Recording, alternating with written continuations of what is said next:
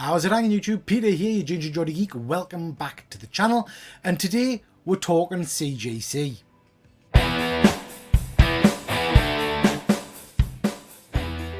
Okay, ladies and gents, so before we get into the topic, please do consider liking and subscribing to the channel, hitting the like button and all that jazz. Okay, so there's been a lot going on with CGC lately, and I'm not going to go into massive detail here. If you want to know more about the subject, there are a whole host of great videos by various YouTubers. Go check some of these out that give you the full detail. But in essence, what's happened is some has been taking books out of slabs, replacing the book with a lower grade or a lower quality book, send it off to CGC for reholdering. Now, the reholdering process doesn't necessarily regrade the book. So basically what the guy's been able to do is take two slabs, one which is, for example, being graded as having restoration.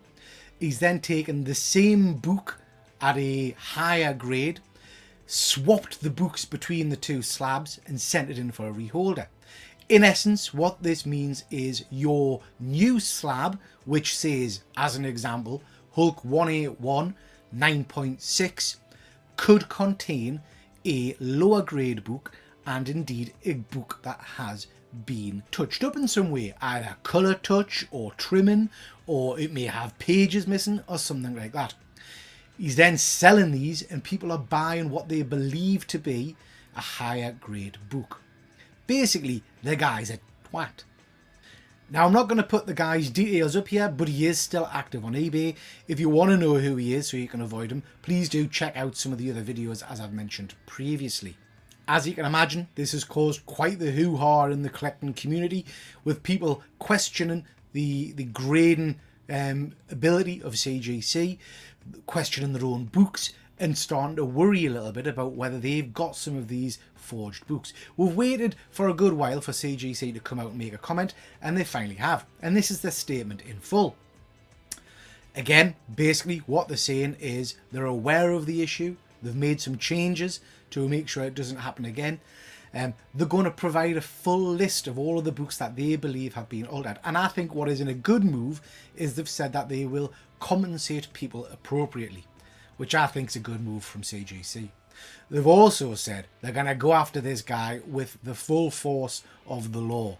Absolutely right. This guy should be banged up and the key thrown away as far as I'm concerned. So what does this mean for CGC going forward and the collecting community? Now, we know that some people just don't like graded books. Some people hate CGC and think they're the Antichrist. These people are no doubt getting very excited at the moment, thinking, oh, we told you so, CGC's a load of old shite. Now, whether you like graded books or not, that's up to you. I personally like them. And does this worry us? Not particularly. And I'll tell you for why. We know forgeries in any walk of life have been out there for a long time.